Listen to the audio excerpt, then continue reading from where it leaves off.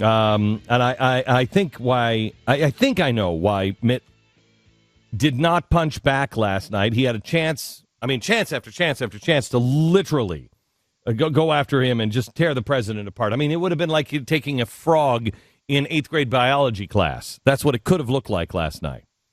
On Libya, he gave him a total and complete pass. I don't even begin to understand it. On Afghanistan, the same thing. He could have actually hit him with the actual numbers of the war. Mr. President, has been going on for 12 years, 8 with Bush, 4 with you. 2/3 of the money spent and the troops' lives lost have happened on your watch. That's all he needed to say. Nothing, not a word. Instead, he mostly agreed with the president's policies. On Egypt, a total pass. He mostly agreed with the president's policies. He's in bed with the Muslim Brotherhood. No. He's meeting with the Muslim Brotherhood in the White House. No. His national security guy said this. A very heterogeneous group, largely secular, which has eschewed violence and has decried al-Qaeda. They're currently calling for jihad on Israel. So I don't know about the eschewing violence thing anymore, Mr. President, not to mention the spread of the Muslim Brotherhood in the highest places in our own government. Squeezing in some domestic issues, Obama actually had the nerve to say this last night. And we've got to make sure that we reduce our deficit. Unfortunately, Governor Romney's plan doesn't do it. But yours does? Romney let that go, even though Obama had just kicked the door open for Mitt to obliterate him with, I'm sorry, your plan added $5.5 trillion. That's your idea of reducing the deficit? Because that's what you've done. You have a track record of destroying the U.S. debt and, by the way, never passing a budget. Not destroying the budget, never passing a budget, Mr. President. And the most glaringly egregious pass given by Romney on the night. That's right. You are familiar with jobs being shipped overseas because you invested in companies that were shipping jobs overseas. Oh, my gosh.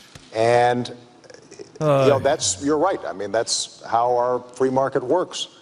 But I've made a different bet on American workers. No, stop. He goes into GM. No, Mr. President, you took all of our money and invested in a company that is shipping jobs overseas. Albert Pujols is up to bat. Bases are loaded.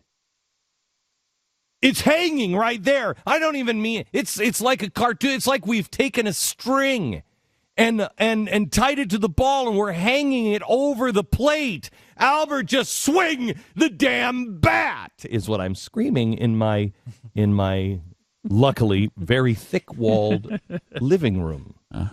Mr. President, you continue to tout the American jobs you saved, Mr. Romney should have said. The cars you're selling to China when the reality is 70% of all GM vehicles are now made outside of the U.S. That's right, Mr. President. I love GM, too. My father was an auto guy. But the fact is the American taxpayer is still $24 billion in the hole. And GM CEO Daniel Akerson was just in China February 2011, bragging about all of the plants and the jobs GM is outsourcing now to China and promising more jobs. He said it was all part of GM's commitment to working in China, with China, and for China. That's a quote, Mr. President, from the GM CEO. Mr. President, you saved a company that sounds like a company more committed to China than to the United States. You should look that one up, Mr. President. And by the way, if I invested in my portfolio the same way you did, because anybody who was watching the last debate, I said, let's look it up. People who did look up know that you invest in China in your portfolio. And by the way, one other thing you have to clear up is you said that you have a much smaller pension than I do. No, Mr. President, as it turns out, once you look that up, you have a much bigger pension than I do. And you're invested in China and the Cayman Islands. But here's the difference, Mr. President. My blind portfolio might have invested in companies in China, but you, sir, took our tax dollars and purposely invested in GM while they are talking about shipping jobs overseas. Those are the facts, Mr. President. Look it up. Now, those are some of the things that maybe President Obama should have heard last night. But he didn't, even though Mitt Romney would have to be dead to not know this information. Mitt Romney did not blow it last night. He made a choice. This is not, let's be very, very clear. I've seen presidential debates where the candidate blows it. He didn't blow it. He made a choice. Chris Wallace said last night he was surprised that this was the choice that he made, and he wrote to one of his campaign aides and said, what is he doing? What is the strategy? And the aide said, this is all Mr. Romney. This is exactly what Mr. Romney has decided how he was going to handle it. I strongly believe that Mitt Romney is probably one of the most prayed for men on the planet right now. I believe Mr. Romney prays on his knees every day. I know he prays before the debates. I don't know if it was the right thing, but I believe he's being guided, and I believe he feels it's important to be less contentious. It may be that he's doing exactly what the Lord wants him to do right now. A lot of people that are conservatives and who have been walking down this road for a long time, we wanted him to eviscerate the president last night, metaphorically speaking.